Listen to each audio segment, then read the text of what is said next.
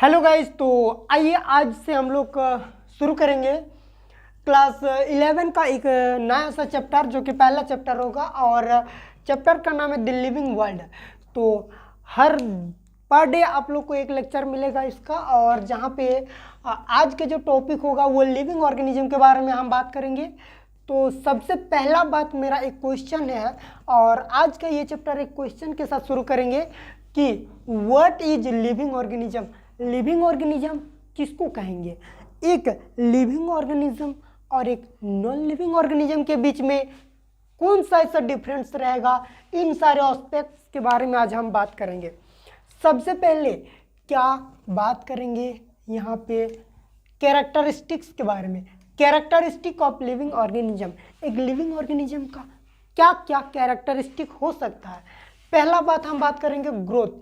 एक living organism, कोई organism अगर जिंदा है तो वो ग्रो करेगा, यानी छोटा से बड़ा होगा। लेकिन अगर हम बात करेंगे नॉन लिविंग थिंग, अगर वो नॉन लिविंग थिंग है, क्या है? Non living thing. अगर कोई भी नॉन लिविंग थिंग्स है या फिर नॉन लिविंग ऑर्गेनिज्म है तो क्या वो ग्रो करेगा?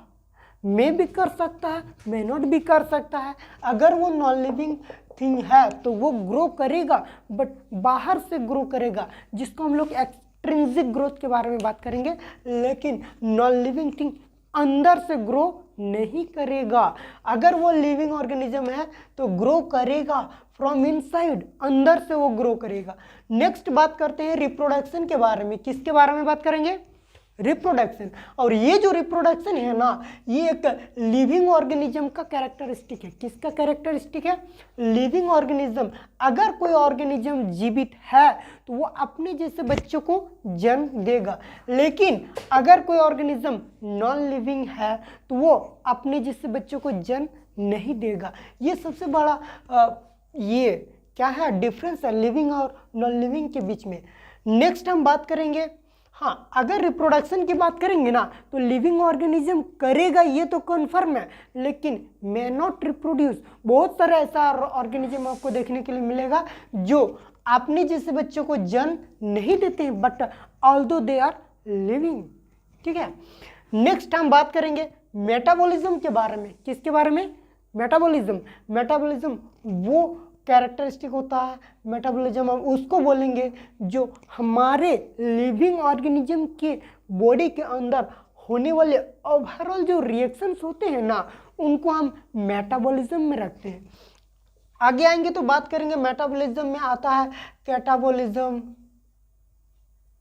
और एनाबॉलिज्म।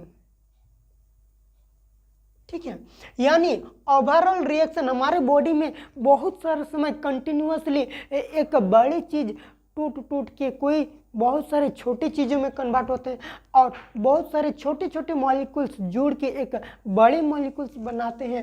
इन सारे ओवरऑल रिएक्शन को हम एक साथ मेटाबॉलिज्म बोलते हैं, और ये हमको only and only living organism में देखने के लिए मिलेगा।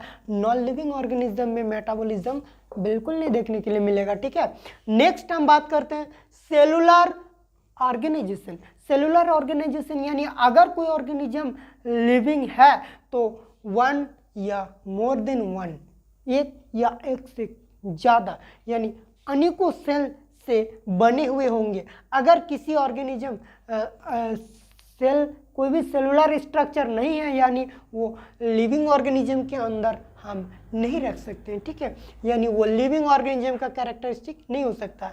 Next and the most important जो कैरेक्टरिस्टिक है ना, जो लिविंग ऑर्गेनिज्म है तो उसके अंदर वो कैरेक्टरिस्टिक मिलेगा ही मिलेगा, और वो कैरेक्टरिस्टिक है कॉन्शियसनेस।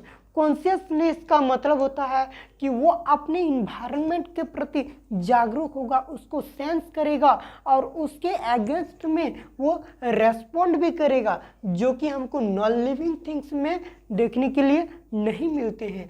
हमको एक लिविंग ऑर्गेनिज्म है, हमको ठंडा लगती है, एहसास होता है, कहीं पे कांटा चुभ जाती है तो हमें दर्द होता है, कहीं गर्म चीज़ों को टच करते हैं ना तो हमें पता चलता है, और इन सारे कैरेक्टरिस्टिक को हम कॉन्शियसनेस के अंदर रखते हैं। लेकिन एक पत्थर, एक नॉन लिविंग थिंग अगर है तो उसको गर्म लगेगा तो भी पता नहीं चलेगा, ठंडा लगेगा फिर भी पता नहीं चलेगा। इसीलिए जहाँ पे रखा हुआ है वहाँ पे फैला हुआ है, वो अपने से उठ के कहीं पे जा नहीं सकता है।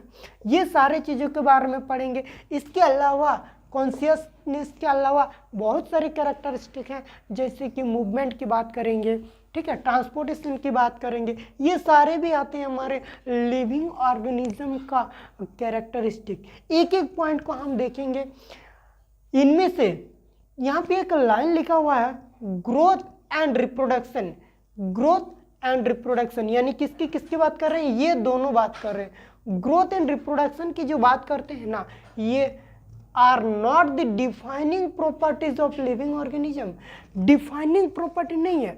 डिफाइनिंग प्रॉपर्टी किसको बोलेंगे, डिफाइनिंग प्रॉपर्टी हम उसको बोलेंगे जिसके बिना एक ऑर्गेनिज्म जिंदा नहीं रह सकता है, वैसे प्रॉपर्टी को हम बोलते हैं डिफाइनिंग प्रॉपर्टी।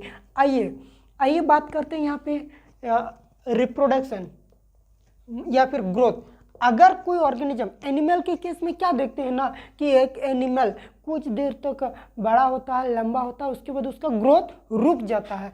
अगर कोई एनिमल का ग्रोथ रुक गया है और अगर वो बड़ा नहीं हो रहा लेकिन फिर भी वो जिंदा तो रहेगा, वो लिविंग ऑर्गेनिज्म कहलाएगा। हम इसीलिए ग्रोथ को डिफाइनिंग प्रॉपर्टी नहीं बोल सकते हैं ऑर्गेनिज्म का। नेक्स्ट बात करते हैं रिप्रोडक्शन के बारे में। अगर आप रिप्रोडक्शन की बात करते हो तो ये भी एक डिफाइनिंग प्रॉपर्टी नहीं है। क्यों?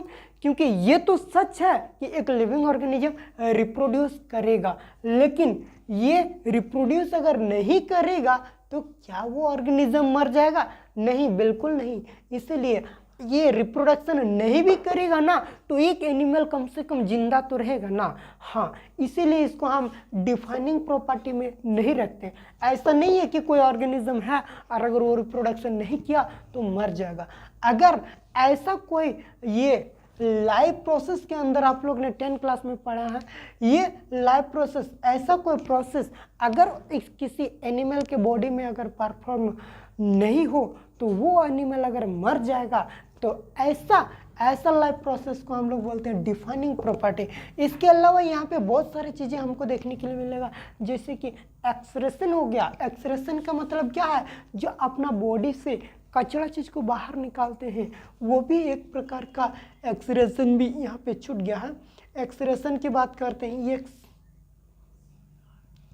एक्सक्रेशन की बात करते हैं, एक्सक्रेशन की बात करते हैं, ट्रांसपोर्टेशन की बात करते हैं। मेरा पूरे बॉडी में खून दौड़ रहा है, ब्लड मूव कर रहा है, ये सारे प्रॉपर्टी भी किसके अंदर आते हैं, ये आते हैं लाइफ प्रोसेस के अंदर। कचरा चीज़ को जैसे कि यहाँ पे बात करते हैं बाहर निकलने का, तो ये नॉन लिविंग ऑर्गेनिज्म में कोई ज़रूरत नहीं पड़ता।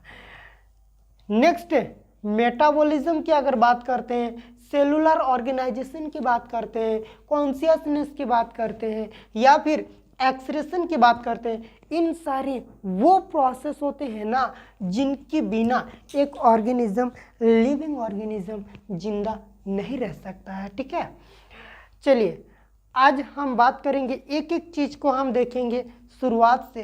पहला शुरुआत करेंगे हम ये ग्रोथ से। किसकी बात करेंगे, growth can be defined as the overall increases in the mass और साइज ऑफ एन ऑर्गेनिज्म।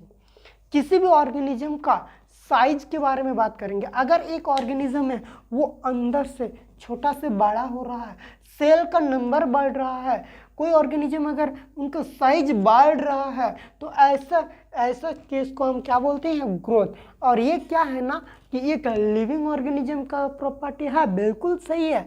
लेकिन अगर थोड़ा सा आगे आके हम देखेंगे ना तो ग्रोथ को भी हम दो कैटेगरी में डिवाइड करते हैं कि किसी भी एनिमल में ग्रोथ कैसे हो रहा है, क्या वो अंदर से हो रहा है या बाहर से हो रहा है। अगर किसी एनिमल का अंदर से ग्रोथ हो रहा है ना तो वैसा ग्रोथ को हम लोग का इंट्रिंसिक ग्रोथ बोलेंगे। इन मतलब फ्रॉम इनसाइड। किसी भी ऑर्गेनिज्म का अगर ग्रोथ अंदर से हो रहा है तो वैसा ग्रोथ को क्या बोलेंगे, इंट्रिंसिक ग्रोथ बोलेंगे। क्या बोलेंगे, इंट्रिंसिक। हाँ, लेकिन अगर किसी एनिमल का ग्रोथ बाहर से या फिर किसी भी थिंग्स या फिर किसी भी चीज़ का अगर ग्रोथ बाहर से किसी भी चीज़ का डिपोजिशन के थ्रू हो रहा है ना, तो वैसा ग्रोथ को हम लोग का एक्सट्रिंसिक ग्रोथ बोलते हैं। क्या बोलेंगे? बिल्कुल सही, एक्सट्रिंसिक। फ्रॉम एक्सटर्नल इन्वायरमेंट, बाहर से किसी चीज़ का अगर डिपोजिशन के दौरान अगर किसी एनिमल का ग्रोथ यानी किसी चीज़ों का ग्रोथ हो रहा है ना, तो वैसा चीज़ों को हम लोग बोलते हैं एक्सट्रिंसिक ग्रोथ। एक एक करके चीज़ों को समझते हैं।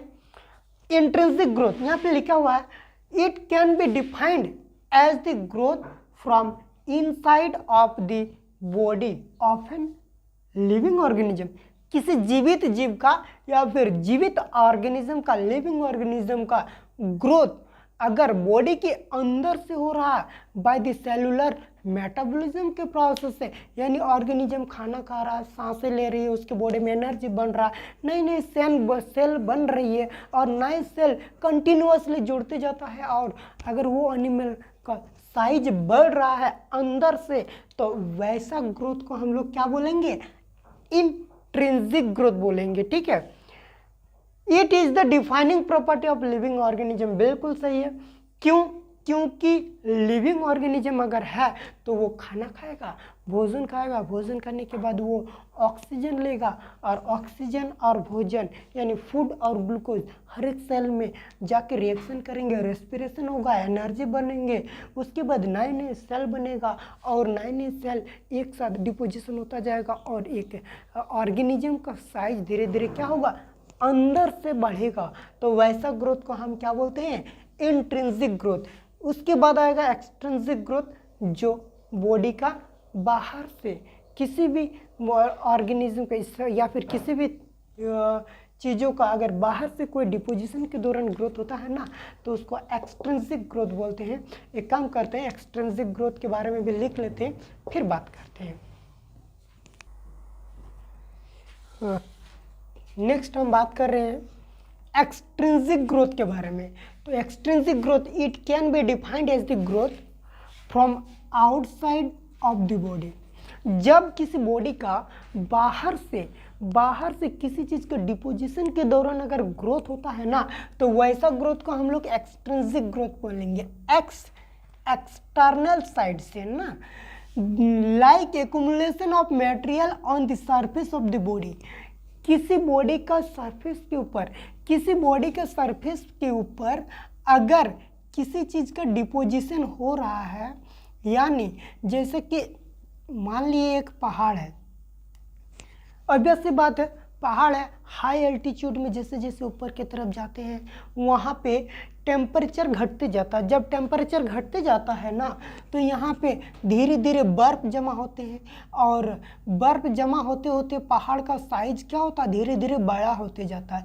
यानी बाहर से किसी चीज़ का डिपोजिशन के दौरान इस पहाड़ का साइज बड़ा हो रहा है। तो वैसा ग्रोथ जो बाहर से किसी चीज़ का डिपोजिशन के दौरान अगर उसका साइज बड़ा होता है, तो वैसा ग्रोथ को एक्सट्रिंसिक ग्रोथ बोलते हैं। बट ऐसा ग्रोथ एनिमल के केस में देखने नहीं मिलते हैं, और जनरली ये कहाँ पे देखने के लिए मिलते हैं? नॉन लिविंग थिंग्स में इस प्रकार का ग्रोथ हमको देखने के लिए मिलता है। ठीक है, यानी हमको यहाँ पे क्या देखने के लिए मिला? इंट्रिंसिक ग्रोथ जो बॉडी का अंदर से होता है उसको हम इंट्रिंसिक ग्रोथ बोलेंगे, और जनरली कहाँ देखने के लिए मिलते हैं? वो एनिमल के केस में देखने के लिए मिलते हैं। But extrinsic growth non living thing के अंदर देखने के लिए मिलते हैं, और वो ग्रोथ कहाँ से होता है? From the outside of the body, body का बाहर से होता है। ठीक है, नेक्स्ट हम देखते हैं आगे। जिससे पहले हम इंट्रिंसिक के बारे में बात किए थे, इंट्रिंसिक ग्रोथ भी आगे दो प्रकार का होता है।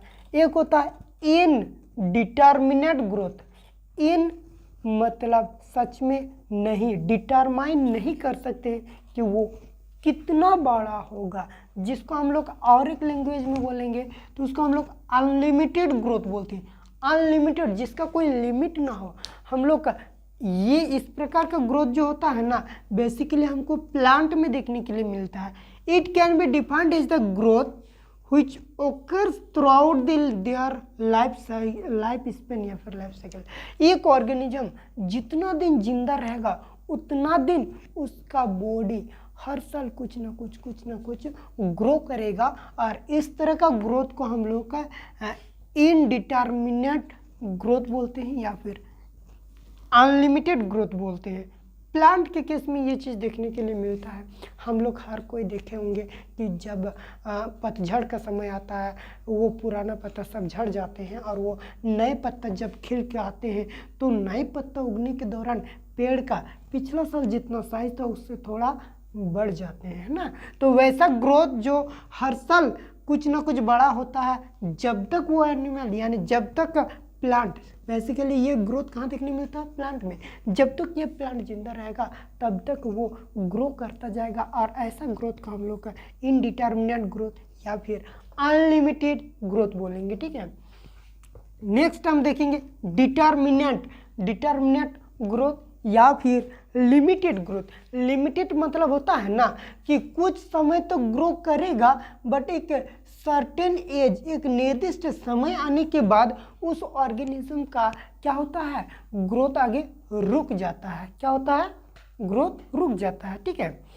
Growth which occurs only up to a certain age, एक विशेष एक पर्टिकुलर एज तक ही ग्रो करेगा और उसके बाद क्या हो जाएगा? उसका ग्रोथ रुक जाएगा, यानी लिमिटेड अमाउंट में ग्रो करेगा। ऐसा नहीं है कि एक इंसान हर साल बड़ा होते जा रहा, एक समय क्या हो जाएगा कि घर का छत फोड़ के बाहर निकल जाएगा। ऐसा कभी नहीं होता है, ठीक है।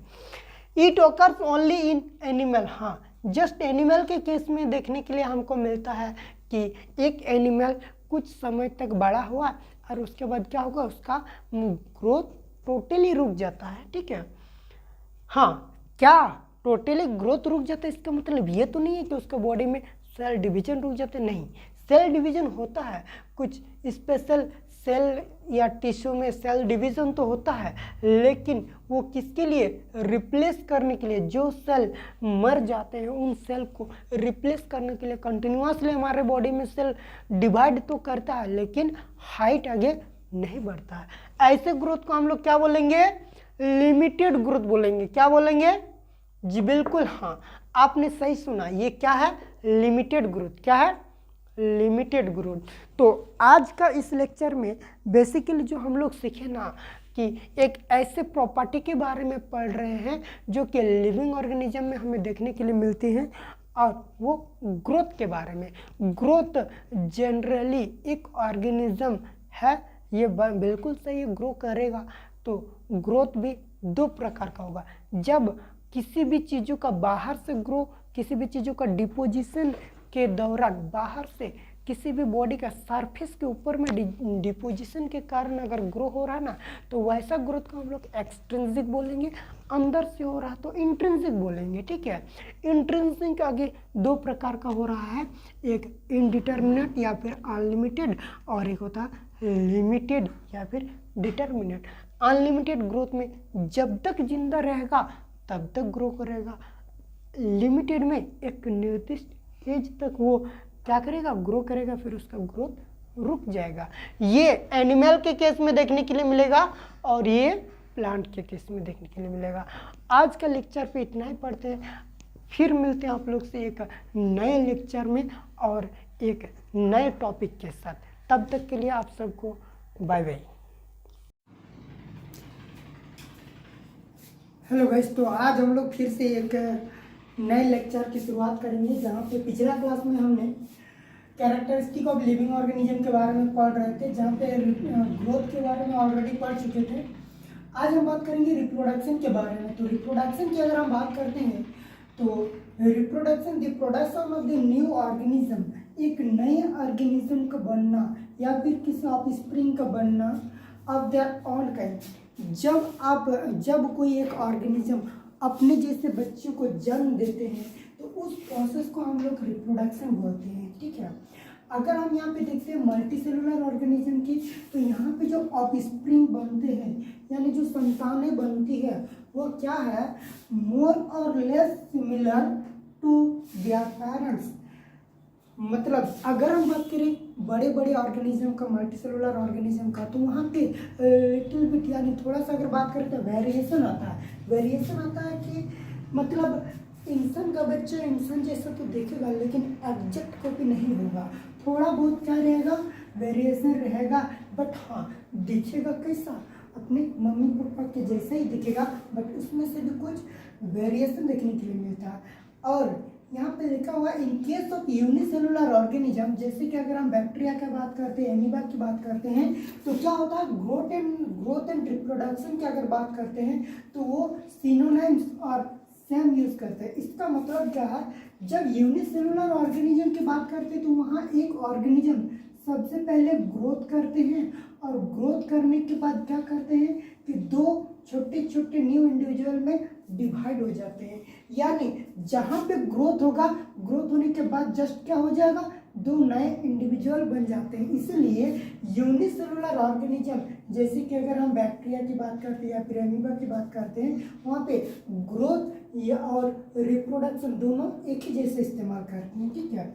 अगर हम रिप्रोडक्शन की बात करते हैं तो वहाँ पे हमको दो प्रकार के रिप्रोडक्शन की बात करने के लिए मिलती है। जैसे कि एक हो जाता है एसेक्सुअल रिप्रोडक्शन और दूसरा होता है सेक्सुअल रिप्रोडक्शन।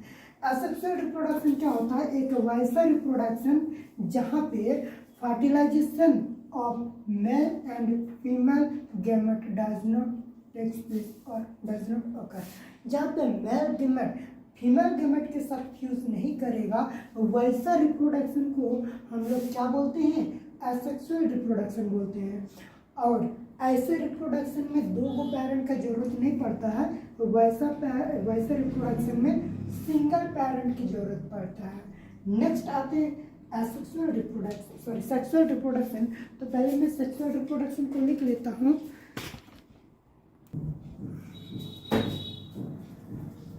तो फिलहाल अब हम लोग बात करेंगे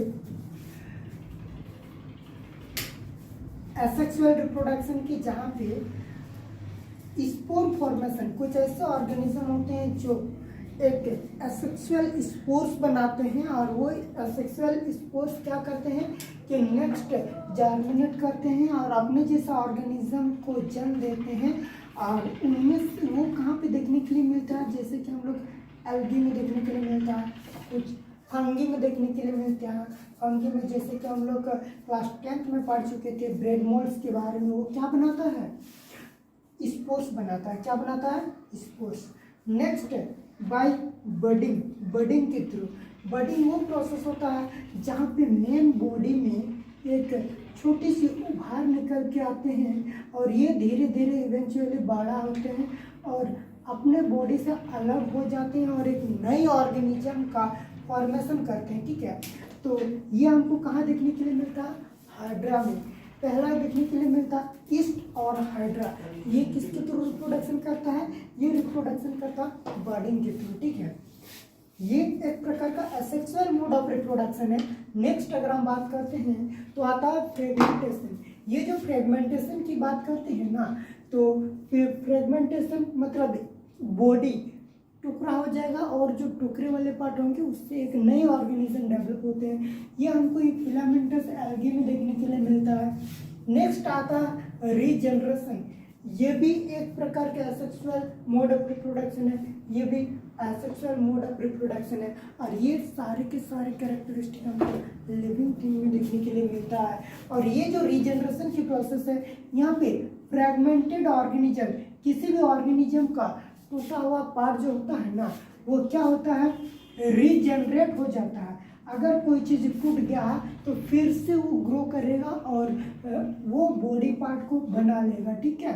लॉस्ट पार्ट को रीजनरेट करेगा।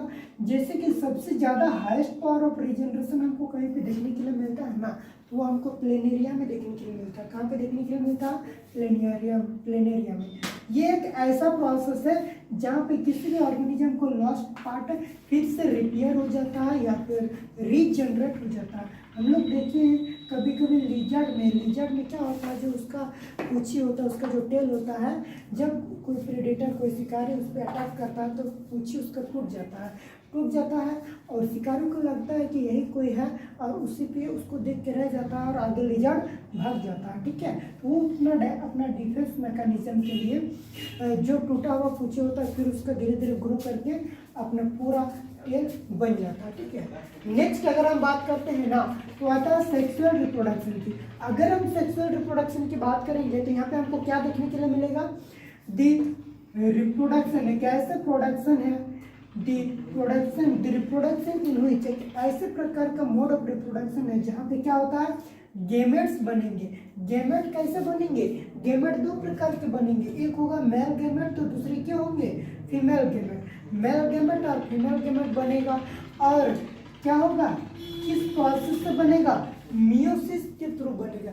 मियोसिस वो प्रोसेस होता है, रिडक्शन डिवीजन होता है जहाँ पे क्रोमोसोम नंबर क्या होते हैं, पेरेंट बॉडी से गैमेट में क्या होता है, क्रोमोसोम नंबर आधा हो जाता है। उसके बाद क्या देखेंगे, मेल गैमेट और फीमेल गैमेट का फ्यूजन होगा और जिस प्रोसेस को हम लोग फर्टिलाइजेशन बोलेंगे या फिर सिंगेमी भी बोलते हैं, यानी फर्टिलाइजेशन होगा। अगर सेक्सुअल रिप्रोडक्शन की बात करते हैं तो वहाँ पे मेल गैमेट और फीमेल गैमेट का फ्यूजन होगा, फर्टिलाइजेशन होगा और उसके दौरान क्या होगा, एक नए ऑर्गेनिज्म बनेंगे। ठीक है, यानी कुल मिला के देखेंगे तो ये रिप्रोडक्शन हमको कहाँ पे देखने के लिए मिलता है, एक लिविंग ऑर्गेनिज्म में देखने के लिए मिलता है। लेकिन ये एक डिफाइनिंग प्रॉपर्टी नहीं है। क्यों डिफाइनिंग प्रॉपर्टी नहीं है, क्योंकि बहुत सारा ऐसा ऑर्गेनिज्म हमको देखने के लिए मिलेगा जहाँ पे क्या होगा कि रिप्रोडक्शन नहीं होगा। उसको हम अभी लिख लेते हैं। तो यहाँ पे जब हम बात कर रहे थे सेक्सुअल रिप्रोडक्शन की तो कुछ हमको ऐसे भी ऑर्गेनिज्म देखने के लिए मिलते हैं। ये देखिए, म्यूल है, स्टेराइल ह्यूमन कपल है। अगर हम इसकी बात करते हैं तो ये तो लिविंग ऑर्गेनिज्म है बट इन पे हमको रिप्रोडक्शन नहीं देखने के लिए मिलता है। वर्कर बीज, मधुमक्खियाँ, जो वर्कर मधुमक्खी होती हैं वो अपने रिप्रोडक्शन नहीं करते बट वो क्या है, लिविंग ऑर्गेनिज्म है। ठीक है, तो ये सारा हमको कुछ एक्सेप्शन में देखने के लिए मिलते हैं। नेक्स्ट हम आते हैं मेटाबॉलिज्म में। मेटाबॉलिज्म वो प्रॉपर्टी होती है जहाँ पे the sum total of all the chemical reaction, हमारे बॉडी में जितनी प्रकार की केमिकल रिएक्शन हो रहे होते हैं उन सारे केमिकल रिएक्शन को एक साथ हम क्या बोलते हैं, मेटाबॉलिज्म बोलते हैं। क्या बोलते हैं, मेटाबॉलिज्म। ठीक है, all living organism shows metabolism, चाहे वो यूनिसेलुलर हो या फिर मल्टी सेलुलर हो।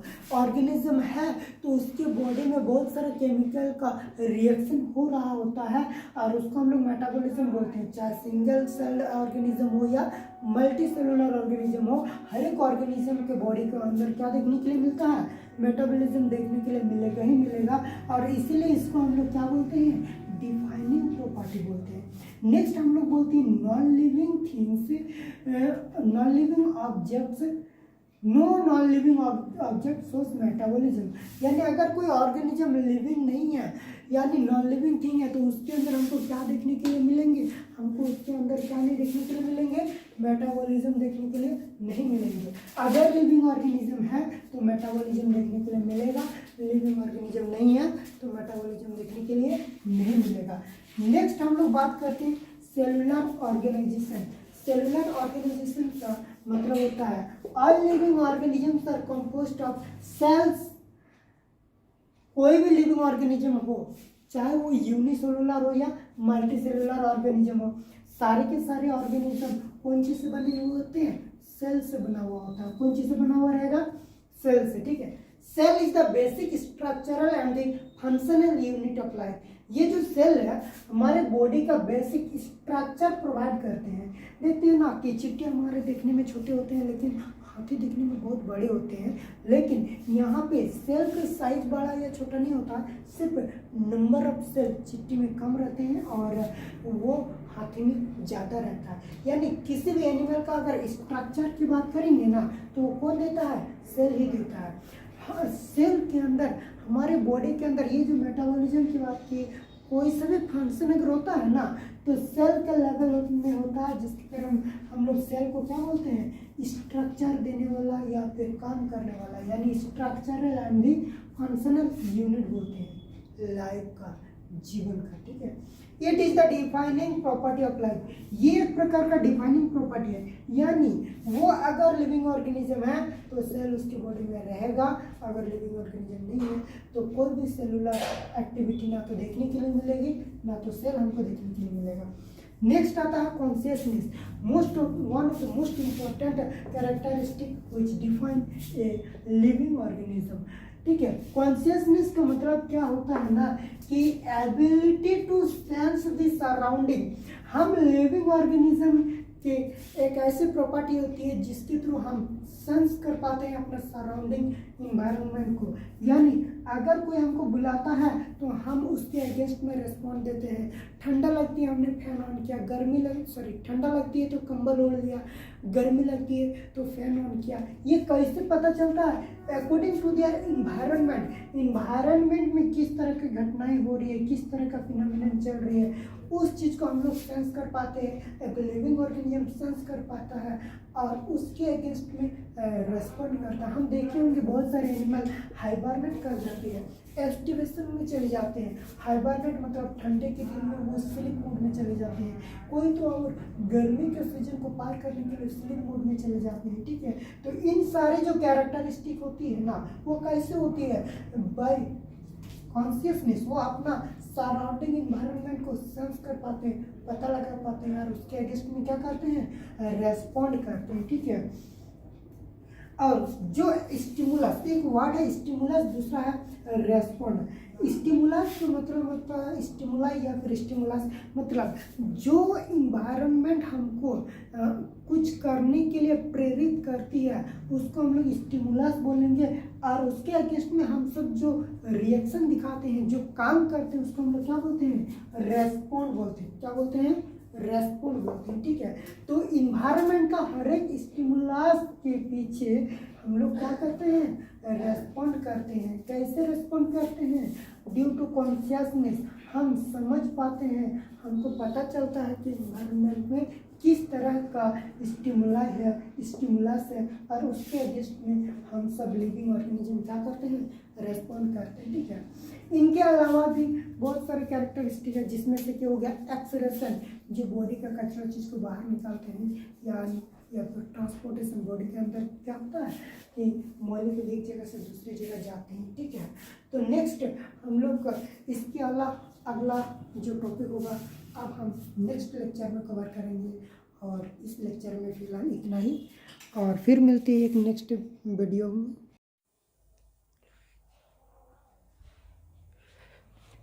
हेलो गाइस, तो स्वागत है आपका फिर से आज का और एक नए लेक्चर पे, जहाँ पे आज हम आपसे जो बात करेंगे diversities in living organism, living world के बारे में बात करेंगे।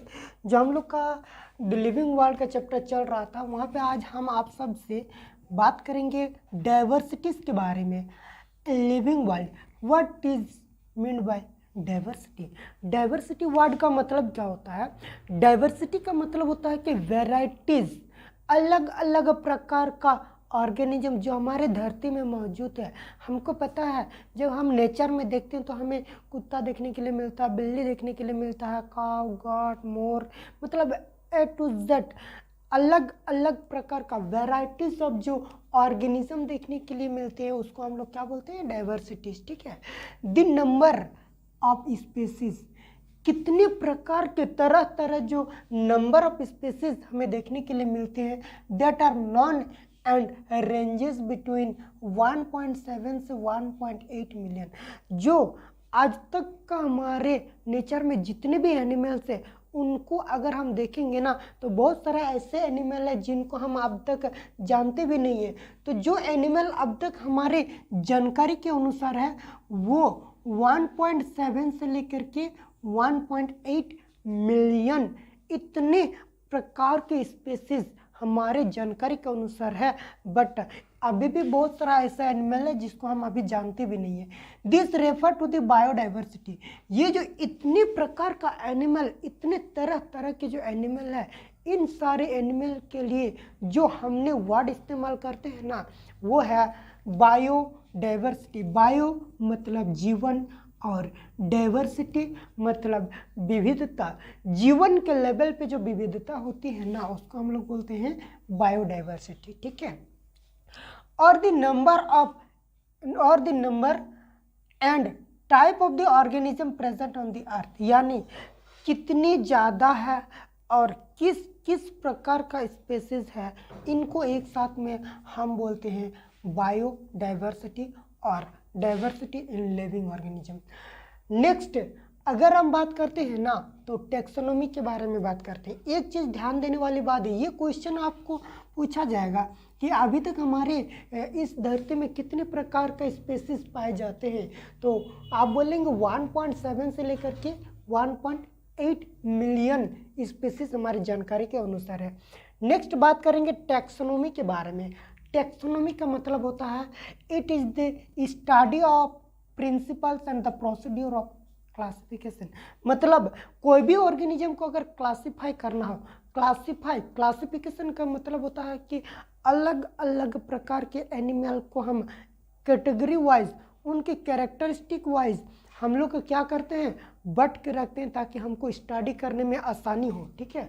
तो उसके लिए जिन सारे प्रोसेस यानी प्रिंसिपल या प्रोसीड्यूर, जिस तरह का प्रोसेस का जो इस्तेमाल करते हैं ना, उनको एक साथ में हम लोग बोलते हैं टैक्सोनॉमी। क्या बोलते हैं? टैक्सोनॉमी। मतलब कैसे करके कोई ऑर्गेनिज्म को हम क्लासिफाई करेंगे, कैसे करके उनको वर्गीकरण करेंगे। There is the need to understand the meaning understand the naming of living organisms such that a particular organism is known by the same name all over the world. This process is called nomenclature. चलिए, जब हम किसी organism को पहचानेंगे, पहचानने के बाद उसको हमको नामकरण करना पड़ेगा, उसको हमको नेमिंग करना पड़ेगा। और नेमिंग करने की जब बात करते हैं ना, तो पूरे दुनिया में अगर हम देखेंगे, हम एक नाम से जानते हैं, मेरा बगल वाला पड़ोसी वाला देश किसी और नाम से जानते हैं, हम अपना लैंग्वेज में कुछ और बोल के बुलाएंगे, लेकिन जो बगल वाला कंट्री होगा वो अपना लैंग्वेज से और किसी और नाम पे बुलाएगा। तो यहाँ पे एक कॉन्फ्लिक्ट होता है। एक ही चीज़ को अलग अलग लैंग्वेज में हम अलग अलग नामों से अगर जानेंगे तो फिर यहाँ पे हमको चीज़ों को सही तरीके से समझने में दिक्कत होगा। तो फिर हम क्या करते हैं ना कि नोमेनक्लेचर का इस्तेमाल करते हैं, नामकरण।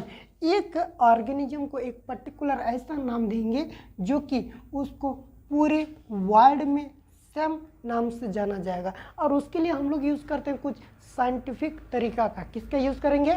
साइंटिफिक प्रोसेस का इस्तेमाल करेंगे, ठीक है, जिसको हम बोलेंगे नोमेनक्लेचर। नोमेनक्लेचर और नेमिंग। नोमेनक्लेचर का मतलब होता है नेमिंग, नामकरण।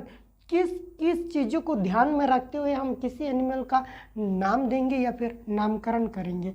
Naming is only possible when the organism is described correctly. देखिए, जब किसी ऑर्गेनिज्म को हम नामकरण करेंगे ना, सबसे पहले उसको हमको बढ़िया से डिस्क्राइब करना पड़ेगा। डिस्क्राइब करने के लिए अगर आप किसी एनिमल को देख रहे हैं तो देखने के बाद पहले पता चलना पड़ेगा कि वो एनिमल किस तरह का है, उसका पैर कितना गो है, 2 गो पैर से खड़ा है या फिर 4 गो पैर से खड़ा है। अगर 4 गो पैर से खड़ा है तो बताइए कि पूरे बॉडी में बाल है या नहीं। अगर पूरे बॉडी में बाल है तो क्या वो हर्बीवोरस है या फिर कार्निवोरस है। अगर हर्बीवोरस है तो वो प्राइमेट है कि नॉन प्राइमेट है। इन सारे चीज़ों को पता लगाएंगे, यानी उसका हर एक कैरेक्टरिस्टिक को सबसे पहले सही तरीके से डिस्क्राइब करना पड़ेगा, ठीक है। And we know to what organism is name is attached to this is identification. ऐसे अलग अलग कैरेक्टरिस्टिक को जब देखेंगे तो हम लोग फाइनली एक कंक्लूजन में पहुंचेंगे कि ये ऑर्गेनिज्म का कुछ इस तरह का नाम होना चाहिए, ठीक है। और उसके लिए हमने कुछ रूल्स बना के रखा। Rules of nomenclature are provided by. हाँ, जब हम बात करते हैं ना कि नामकरण, तो आखिर ये नामकरण करेगा कौन? हम अगर नामकरण करते हैं किसी एनिमल का, अगर हम नाम देंगे तो बगल वाला लैंग्वेज में या फिर कोई और देश का आदमी उसको नहीं भी मान सकता। तो उसके लिए एक ऑर्गेनाइजेशन होते हैं जो बोटानिकल, अगर प्लांट की बात करते हैं ना तो ICBN international code for botanical nomenclature. ये जो संस्था होता है ना, ये किसकी नामकरण करती है? ओनली प्लांट्स की नाम करती है। किसकी? प्लांट्स का नोमेनक्लेचर। पेड़ पौधा की अगर नाम करने की बात करेंगे ना तो वो कौन देता है? ICBN। ध्यान देने वाली बात क्या है? ये है international code for botanical nomenclature. ये एज इट इज आपसे पूछा जाएगा, बताइए कि प्लांट्स की नामकरण, प्लांट का नोमेनक्लेचर किसने करता है? आप क्या बोलेंगे? ये बोलेंगे ICBN, international code for botanical nomenclature. International code for botanical nomenclature, ठीक है, इसको याद रखना बहुत जरूरी है। नेक्स्ट आता है ICZN, ये भी एक संस्थान है। ये international code of zoological nomenclature. ध्यान दीजिएगा, ऊपर वाला में जब बॉटनी वाला बात करते हैं ना तो वहाँ पे 4 आ रहा है, लेकिन जूलॉजिकल वाला में क्या आ रहा? ऑफ आ रहा है, ठीक है। International code of zoological nomenclature, ये किसकी नामकरण करती है? ये सारे के सारे एनिमल्स का नामकरण करती है। किसकी? एनिमल्स। सारे के सारे एनिमल्स का अगर नाम जो साइंटिफिक नेम होता है ना वो रखता है, कुछ रूल और रेगुलेशन को फॉलो करके रखता है और उसको पूरे दुनिया में उसी चीज़ को मानते हैं, ठीक है, ताकि किसी भी लैंग्वेज का हो, किसी भी देश में हो, किसी एक पर्टिकुलर एनिमल को उसी नाम से जाना जाएगा, ठीक है। नेक्स्ट हम बात करेंगे ये जो नामकरण होता है ना वो किस तरीके से दिया जाएगा, तो उसके लिए हम लोग इस्तेमाल करते हैं बाइनोमियल नोमेनक्लेचर। क्या यूज़ करते हैं? Binomial nomenclature. बाय वर्ड का मतलब क्या होता है? बाय का मतलब दो, ठीक है, क्या है? दो। बाइनोमियल नोमेनक्लेचर, दो गो नाम को मिला के जब किसी एक एनिमल का नाम रखते हैं तो वैसा नामकरण को, वैसा नोमेनक्लेचर को हम बोलते हैं बाइनोमियल नोमेनक्लेचर। क्या बोलेंगे? Binomial nomenclature. बाय का मतलब दो, दो गो नाम रख के एगो नाम देते हैं, और जिसमें दो गो नाम क्या होता है? एक होता है जीनस का और दूसरा होता है स्पेसिस का। बिल्कुल, ये नाम पहली बार किसने रखा था इस तरह का? तो ये रखा था कैरोलस लिनियस ने। किसने रखा था? Carolus Linnaeus. और इसीलिए कैरोलस लिनियस को हम लोग बोलते हैं फादर ऑफ टैक्सोनॉमी, वर्गीकरण का जनक, यानी फादर ऑफ टैक्सोनॉमी किसको बोलेंगे? कैरोलस लिनियस को जी। नेक्स्ट हम बात करेंगे नेम विथ 2 पार्ट्स। ये जो बाइनोमियल नोमेनक्लेचर है ना उसी को 2 पार्ट में, किसी एक एनिमल का अगर नाम करेंगे ना तो 2 गो पार्ट में उसको डिवाइड करते हैं। पहला पार्ट में उसका जेनेरिक नेम रहता है, यानी जेनस का नाम रहता है, और दूसरा वाला पार्ट में उसका स्पेसिफिक एपिथेट रहता है, यानी स्पीसीज के बारे में रहता है, स्पीसीज का नाम रहता है। पहला पार्ट में जेनेरिक नेम रहता है, यानी जेनस का नाम रहता है, और दूसरा पार्ट में क्या रहता है? स्पेसिफिक एपिथेट, यानी स्पीसीज का नाम रहता है। तो नेक्स्ट हम बात करेंगे कि किस किस रोल के हिसाब से इसका नेमिंग किया जाता, तो पहले हम लिख लेते हैं और उसके बाद नेक्स्ट बात करते हैं। तो नेक्स्ट जो हम बात करने वाले थे guidelines and the principles for the nomenclature, यानी नोमेनक्लेचर की जब हम बात करते हैं ना तो किन किन पॉइंट को हमको ध्यान में रखना पड़ता है, किन किन रूल्स या रेगुलेशन के बारे में हमको ध्यान रखना पड़ता है, उनके बारे में ये समझते हैं, ठीक है। सबसे पहले जब भी किसी ऑर्गेनिज्म का हम लोग नेमिंग करते हैं यानी नोमेनक्लेचर करते हैं तो हमको क्या करना पड़ेगा? It should be in Latin, derived from Latin, यानी नामकरण की जब भी हम बात करते हैं ना तो वो लैटिन वर्ड में हम लोग करते हैं, ठीक है। नामकरण जब भी होता है उसका लैटिन नाम को लेते हैं। It is written in italic when type, जब हम कंप्यूटर से किसी भी नाम को, किसी भी एनिमल का जो साइंटिफिक नाम होता है उसका अगर हम टाइप करेंगे ना तो वो कैसे रहेगा? वो इटैलिक फॉर्म में रहेगा। किस फॉर्म में रहेगा? इटैलिक फॉर्म में रहेगा। लेकिन अगर हम उसको हाथ से लिखते हैं इफ हैंड रिटन तो उसके लिए सेपरेटली अंडरलाइन करेंगे। क्या करेंगे? सेपरेटली। सेपरेटली मतलब क्या होता है? अलग अलग करके, यानी एक बार जीनस का नाम होगा तो जीनस का नाम का नीचे अलग से अंडरलाइन रहेगा और स्पीशीज का नाम का नीचे भी अलग से अंडरलाइन रहेगा, ठीक है। इट कंटेन 2 पार्ट, इसके पास 2 पार्ट रहता। फर्स्ट वर्ड इज जेनस, पहला वर्ड को हम लोग बोलेंगे जेनस। जहाँ पे जेनस लिखेंगे, जेनस के नीचे सेपरेटली अंडरलाइन करेंगे और उसके बाद सेकेंड वर्ड जो होता है ना वो स्पीशीज, दूसरा वर्ड जो होता है वो किस स्पीशीज से बिलोंग करता है उसका नाम लिखते हैं, ठीक है। जब स्पीशीज का नाम लिखेंगे तो स्पीशीज का नीचे सेपरेटली हम लोग अंडरलाइन करेंगे। उसके बाद genus name start with capital letter, जब जेनस का नाम लिखेंगे ना तो फर्स्ट लेटर कैपिटल होगा, while the species name start with the small letter, जब स्पीशीज का नाम लिखेंगे तो स्पीशीज का फर्स्ट लेटर स्मॉल रहेगा। जेनस का पहला वर्ड कैपिटल रहेगा, जेनस का पहला वर्ड, जब जेनस की बात करते हैं तो उसका पहला वर्ड पहला लेटर कैपिटल रहेगा, लेकिन स्पीशीज का फर्स्ट लेटर क्या रहेगा, स्मॉल रहेगा। Name should be short, precise and easy to pronounce, मतलब नाम जो होगा ना वो थोड़ा छोटा होना चाहिए, प्रिसाइज सही और सटीक होना चाहिए और आसानी से हम लोग बोल सके, प्रोनाउंस कर सकें, ठीक है। Name of the author is written in the abbreviation, यानी जब हम कोई भी जेनस और स्पीशीज लिखते हैं, अगर कोई साइंटिस्ट का भी नाम दिया हुआ है ना तो बाद में डॉट लगा के साइंटिस्ट का भी नाम जोड़ देते हैं और इसको हम लोग क्या बोलते हैं कि एब्रिविएशन फॉर्म में लिख देते हैं, ठीक है। किसके बाद, आफ्टर द स्पीशीज नेम, सबसे पहले जेनस होगा उसके बाद स्पीशीज होगा और एक एब्रिविएशन यानी डॉट लगा के हम क्या करते हैं, साइंटिस्ट का नाम भी जोड़ देते हैं। चलिए एक एग्जाम्पल के साथ हम समझते हैं, ठीक है। यहाँ पे एक मैंगीफेरा इंडिका चीज़ों, देखिए क्या चीज़ गलत है, आप लोग बताइए क्या चीज़ गलत है। गलत क्या है, इस चीज़ को हम इसलिए ऐसे लिखे चीज़ों को पॉइंट आउट करने के लिए, ध्यान दीजिएगा।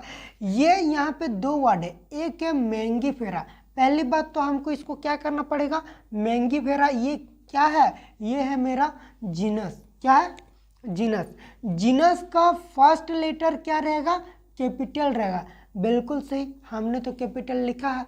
लेकिन स्पीशीज जो होता है ना इसका पहला लेटर क्या होना चाहिए, स्मॉल। ये देखिए ये जो है ना मेरा इंडिका में आई क्या होना चाहिए, स्मॉल होगा, ठीक है।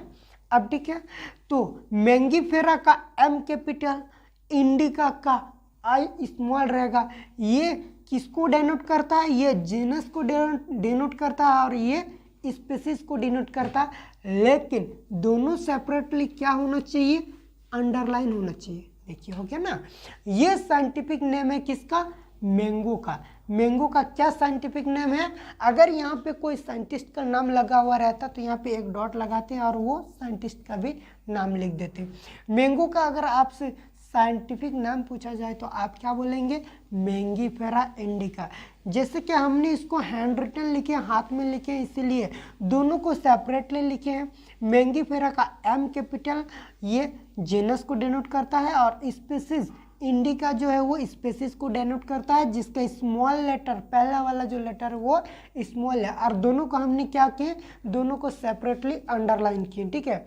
नेक्स्ट अगर हम बात करते हैं दूसरा एग्जांपल को अगर देखेंगे तो ह्यूमन का साइंटिफिक नेम क्या होता है, ह्यूमन का साइंटिफिक नेम होता है होमो सेपियंस। देखिए होमो में एच कैपिटल लिए हैं, एस भी एस, होमो का एच कैपिटल होगा, लेकिन ये क्या होगा, स्पीशीज का जो होमो का स्पीशीज नेम, ये किसका नाम है, जेनस है, ये स्पीशीज, और दोनों सेपरेटली क्या रहेगा, अंडरलाइन रहेगा, क्योंकि हमने हाथ में लिखा है।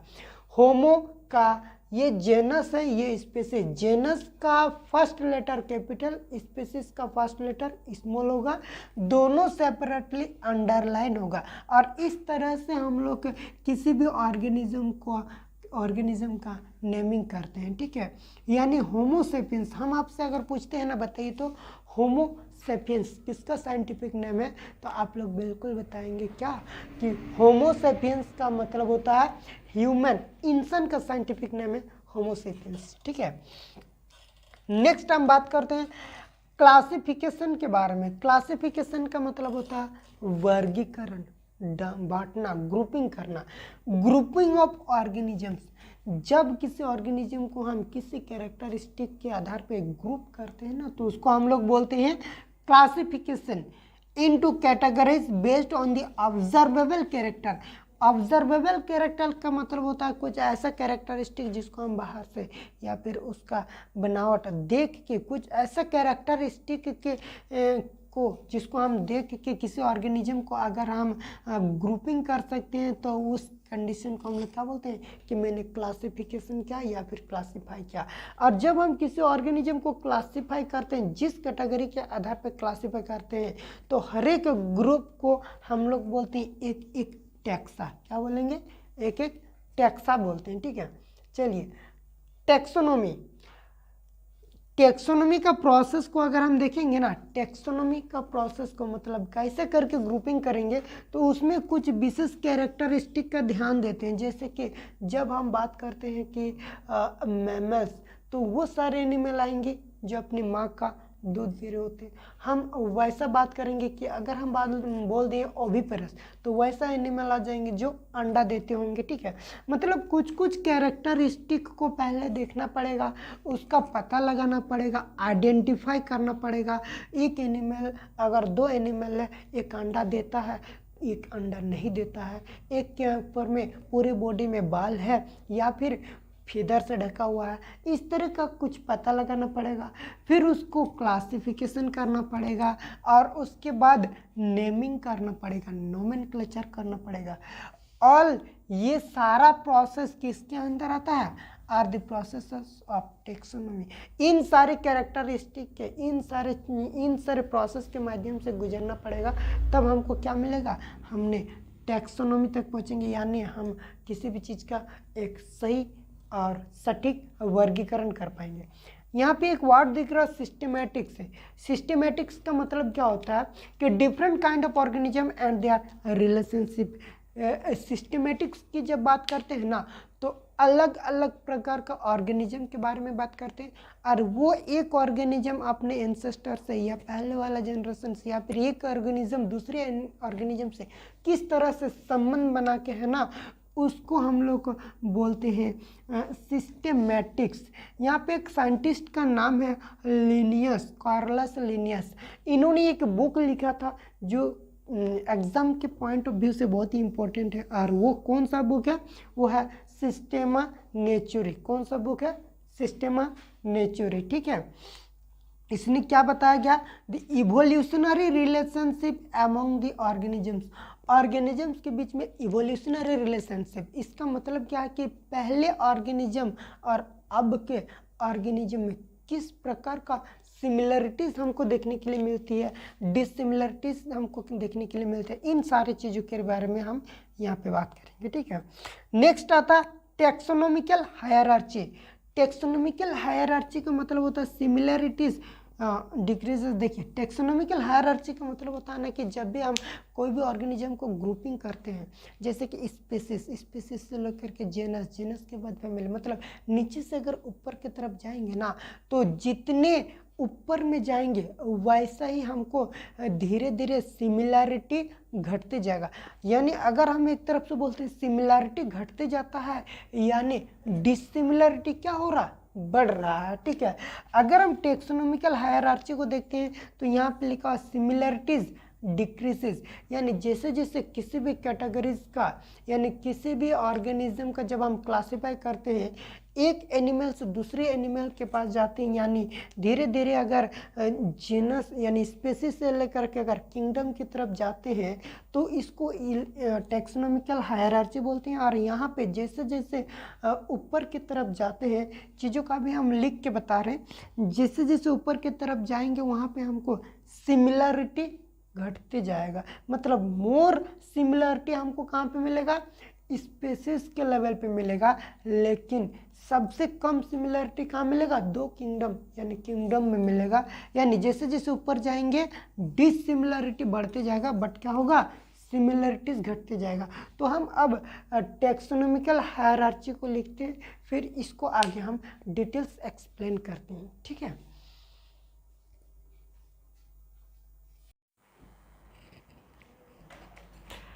हेलो गाइस, तो फिर से मैं आ गया हूँ आप सबके बीच एक और एक नए वीडियो के साथ। तो आज हम आप लोग के बीच में जो बात करेंगे टेक्सोनोमिक कैटेगरीज के बारे में बात करेंगे। जैसा कि इससे पहले हमने काफ़ी कुछ देख चुका हूँ। आज का ये हम लोग का चौथा लेक्चर है और जिसमें हम लोग बात करेंगे सेम चैप्टर है द लिविंग वर्ल्ड, और इसमें हमने आप सब से बात करेंगे टेक्सोनोमिक कैटेगरीज। आखिर ये होता क्या है, ठीक है। जब भी हम किसी ऑर्गेनिज्म को क्लासिफाई करते हैं तो उनको कुछ ग्रुप वाइज बांटते हैं अकॉर्डिंग टू देयर कैरेक्टरिस्टिक, और जिसको हम लोग बोलते हैं टेक्सोनोमिक कैटेगरीज। और हर एक ग्रुप का हम लोग के क्या बोलते हैं कि एक टैक्सा बोलते हैं। क्या बोलते हैं? टैक्सा। तो आइए बात करते हैं। सबसे पहले अगर नीचे से ऊपर की तरफ जाएंगे ना, तो जितना ये जो आपको एक ऑर्डर देखने के लिए मिल रहा है ऊपर में, सबसे पहले किंगडम, फाइलम, फाइलम या फिर और इसको एनिमल के केस में फाइलम रखते हैं, लेकिन अगर हम प्लांट के केस में देखते हैं तो इसी को डिवीज़न बोलते हैं। क्या बोलते हैं? हाँ, डिवीज़न, DIVISION। ये जो डिवीज़न होता है ना, एंड प्लांट के केस में डिवीज़न बोलते हैं। मतलब ये जो एक हायरार्चिकल ऑर्डर आपको दिख रहा है, ये नीचे से ऊपर तरफ जैसे ही जाएंगे आपको धीरे धीरे कम सिमिलरिटीज़ देखने के लिए मिलेगा। जैसे ऊपर से नीचे तरफ आएंगे ना तो आपको ज़्यादा से ज़्यादा सिमिलरिटीज़ देखने के लिए मिलेगा, ठीक है।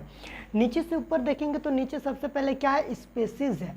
स्पेसीज वो होते हैं ना, एक स्पेसीज के जो दो इंडिविजुअल होते हैं ना, वो आपस में सेक्सुअल रिप्रोडक्शन कर सकता है और अपने जैसे बच्चों को जन्म दे सकता है, ठीक है। तो सबसे ज़्यादा अगर सिमिलरिटीज़ हमको कहीं पे देखने के लिए मिलेगा तो वो होता है हमारे स्पेसीज, ठीक है। तो सिमिलरली अगर हम देखेंगे तो स्पेसीज के बाद आता है ऊपर तरफ जेनस, फिर फैमिली, फिर ऑर्डर, फिर क्लास, फिर फाइलम या तो फिर डिवीज़न। फाइलम वर्ड का इस्तेमाल हम लोग एनिमल के केस में करते हैं और डिवीज़न का इस्तेमाल हम लोग प्लांट के केस में करते हैं। उसके ऊपर में जाएंगे तो हमको क्या मिलेगा? किंगडम मिलेगा, ठीक है। जैसे कि अगर हम एग्जाम्पल के तौर पे देखेंगे तो स्पेसीज, ये देखिए पैंथरा लियो एक स्पेसीज है, उसी तरह पैंथरा पार्डस एक स्पेसीज है, और पैंथरा टाइग्रिस। अगर हम देखेंगे पैंथरा लियो यानी जिसकी बात हम लोग लायन करते हैं, ठीक है। तो लायन का एक एक स्पेसीज है। लायन क्या है? एक स्पेसीज है। उसी तरह अगर हम देखेंगे ना तो पैंथरा पार्डस, ये जो पैंथरा पार्डस चीता की जब हम बात करते हैं वो एक प्रकार का स्पेसीज है। यानी पैंथरा लियो की बात करते हैं तो लायन का हर एक स्पेसीज, यानी दो लायन का अगर इंडिविजुअल देखेंगे ना तो वो आपस में मिलकर सेक्सुअल रिप्रोडक्शन कर सकता है, ठीक है। तो ये पैंथरा लियो हो गया, पैंथरा पार्डस हो गया, पैंथरा टाइग्रिस हो गया, ये अलग अलग स्पेसीज है। बहुत सारे स्पेसीज को अगर मिला दिया जाए ना तो क्या बनेगा? एक जीनस बनेगा। यानी अगर हम देखेंगे ना तो जीनस के अंदर कई सारे स्पेसीज रहेगा, कई सारे स्पेसीज को मिला के हम लोग एक साथ में उसको एक जीनस में रखते हैं, ठीक है। जैसे कि पैंथरा, ये लायन, लेपर्ड, टाइगर, सबको एक जगह पे रखते हैं जो कि वो उसका क्या है? जीनस। जैसे कि पैंथरा जीनस है। हम लोग बायोलॉजिकल जब नोमेनक्लेचर पढ़ रहे थे ना तब हम लोग टू नेमिंग सिस्टम में देखे थे, मतलब जिसमें दो गो वर्ड था। इसमें देख पा रहे हैं हमको एक पैंथरा और एक टाइग्रिस देखने के लिए मिल रहा। तो पैंथरा कौन सी वर्ड था? ये जेनस था उसका। और इसकी अगर बात करते हैं टाइग्रिस क्या था? ये स्पेसीज था, ठीक है। तो बहुत सारे स्पेसीज का देखिए, इसका भी जेनस, ये पार्डस का भी जेनस ये है, इसका भी जेनस ये है, इसका भी जेनस ये है। बहुत सारा जेनस किस में आता है? सॉरी, बहुत सारा जेनस या फिर सबका बहुत सारा स्पेसीज का एक ही जेनस है। यानी बहुत सारा स्पेसीज मिलके क्या बनाएगा? एक जेनस बनाएगा। सिमिलरली अगर हम उससे ऊपर जाएंगे तो बहुत सारा जेनस मिलके क्या बनेगा? एक फैमिली बनेगा, और बहुत सारा फैमिली को मिला देंगे तो एक ऑर्डर बनेगा, और उसी तरह बहुत सारे ऑर्डर को मिलाएंगे तो एक क्लास बनेगा, और बहुत सारे क्लास को मिलाएंगे तो एक फाइलम बनेगा एनिमल के केस में। लेकिन ये प्लांट के केस में क्या कहेंगे? उसको डिवीज़न कहेंगे, ठीक है। नेक्स्ट बहुत सारे फाइलम को मिलाएंगे ना तो आएगा किंगडम। यहाँ पे आप देखेंगे किंगडम में दो ही किंगडम हमको देखने के लिए मिलते हैं, जैसे कि एक एनिमल किंगडम हो गया और दूसरा प्लांट किंगडम हो गया, ठीक है। आइए नेक्स्ट बात करते हैं एक एक चीज़। अगर हम किंगडम की बात करते हैं ना तो all animal belonging to the various phyla, बहुत सारा फाइला, सारे एनिमल को अगर देखेंगे ना तो किसी न किसी फाइलम से बिलोंग करता है, are arranged to the highest category is called the kingdom. सबसे बड़ा क्लासिफिकेशन की अगर बात करेंगे ना तो उसको हम लोग किंगडम में रखते हैं, ठीक है। वो किंगडम दो प्रकार का होगा, हो सके एक एनिमल होगा या तो फिर प्लांट होगा, तो सबको एक साथ मिला के हम लोग बोलते हैं किंगडम। एक एनिमल किंगडम और दूसरा प्लांट किंगडम। एनिमल किंगडम को सारे को बोलेंगे एनिमलिया और प्लांट किंगडम को सारे को हम लोग क्या बोलेंगे, प्लांट ही बोलेंगे, ठीक है। चलिए हाईएस्ट कैटेगरी जिसको हम लोग किंगडम बोलेंगे, Animalia in the classification of in the classification system of the animal. Animalia के अंदर अगर हम बात करते हैं ना तो सारे के सारे एनिमल्स होंगे, और उसी तरह अगर हम बात करते हैं प्लांटी के तो उसमें सारे के सारे कौन रहेंगे, प्लांट प्रजाति रहेंगे, ठीक है। तो नेक्स्ट आइए हम बात करते हैं फाइलम की या फिर डिवीज़न। फाइलम वर्ड का हम लोग किसके लिए इस्तेमाल करते हैं, सारे के सारे एनिमल्स के लिए यूज़ करेंगे, लेकिन वहीं पे अगर प्लांट आएगा तो उसके लिए हम लोग कौन सी वर्ड का इस्तेमाल करेंगे, डिवीज़न वर्ड का इस्तेमाल करेंगे। It include all the organisms belonging to the different class, ठीक है।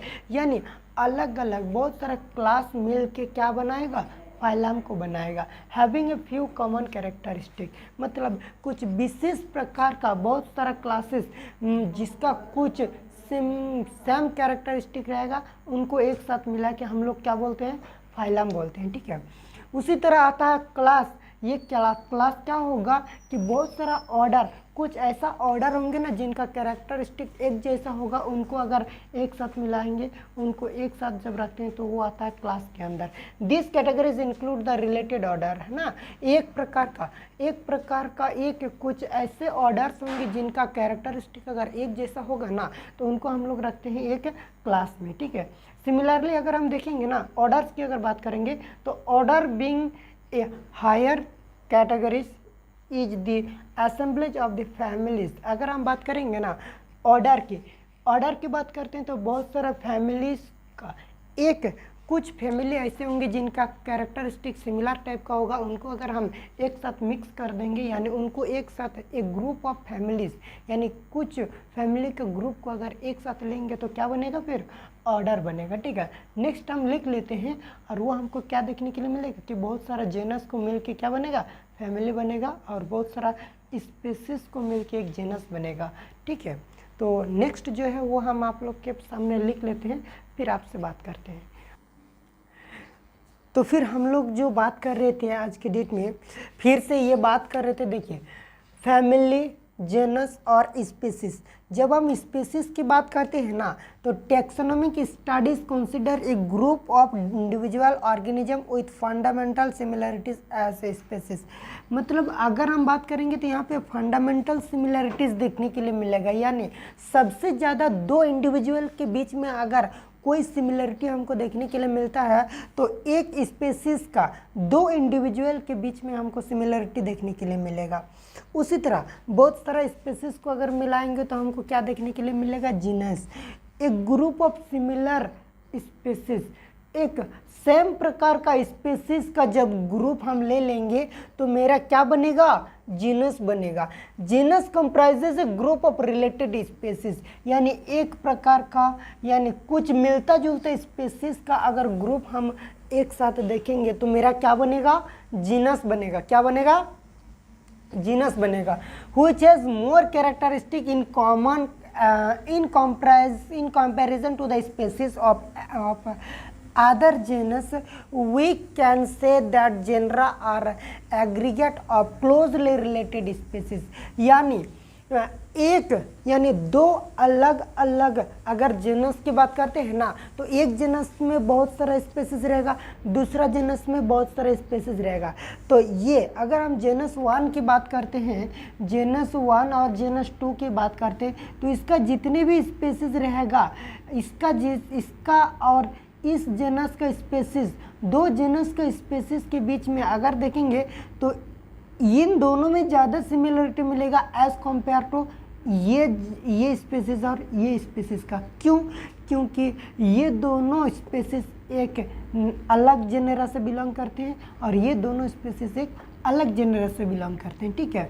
यानी कुल मिला के हम देखेंगे कि कुछ सिमिलर टाइप ऑफ जेनस का मेल से, similar type of sorry species का मेल से क्या बनेगा, जेनस बनेगा, ठीक है। सिमिलरली फैमिली की जब बात करते हैं ना, तो family is a group of related genus, यानी दो या उससे ज़्यादा कुछ अलग अलग प्रकार का अगर ग्रुप ऑफ जेनस की बात करते हैं, कुछ सिमिलर कैटेगरीज का अगर जेनस ले लेंगे ना, तो फिर मेरा क्या बनेगा, एक फैमिली बनेगा। ग्रुप ऑफ रिलेटेड जेनरा, एक प्रकार के कुछ जेनरा का जो ग्रुप होता है ना, उससे बनता है फैमिली। क्या बनेगा, family. with still less number of similarities as compared to the genus or species. Families are characterized on the basis of the both vegetative and reproductive feature of the plant species, ठीक है। Plant के case में देखेंगे तो ये vegetative या फिर reproductive feature पे भी डिपेंड करेगा, यानी कुल मिला के देखेंगे तो स्पेसीज, दो स्पेसीज के बीच में जितना ज़्यादा सिमिलरिटी होती है उससे बहुत अधिक कम सिमिलरिटी हमको दो फैमिलीज़ के बीच में देखने के लिए मिलेगा। क्योंकि जब हायरार्चिकल ऑर्डर होता है ना, स्पेसीज से जेनस, जेनस से फैमिली, ऑर्डर ऐसे करते जब हम किंगडम की ओर आगे बढ़ते हैं तो हमको धीरे धीरे कैरेक्टरिस्टिक का मेल जो होता है वो घटते जाता है और दो ऑर्गेनिज्म के बीच में डिसिमिलरिटी बढ़ते जाता है, यानी दो स्पेसीज के बीच में ज़्यादा हमको सिमिलरिटीज देखने के लिए मिलेगा एज कम्पेयर टू दो इंडिविजुअल, एक फैमिली का दो इंडिविजुअल के बीच में, यानी यहाँ पे ज़्यादा सिमिलरिटी मिलेगा। जैसे जैसे ऊपर जाएंगे हमको कम सिमिलरिटी देखने के लिए मिलता जाएगा, ठीक है। तो इसी तरह अगला और एक नए वीडियो में मिलते हैं आप लोग के साथ, तब तक के लिए बाय बाय।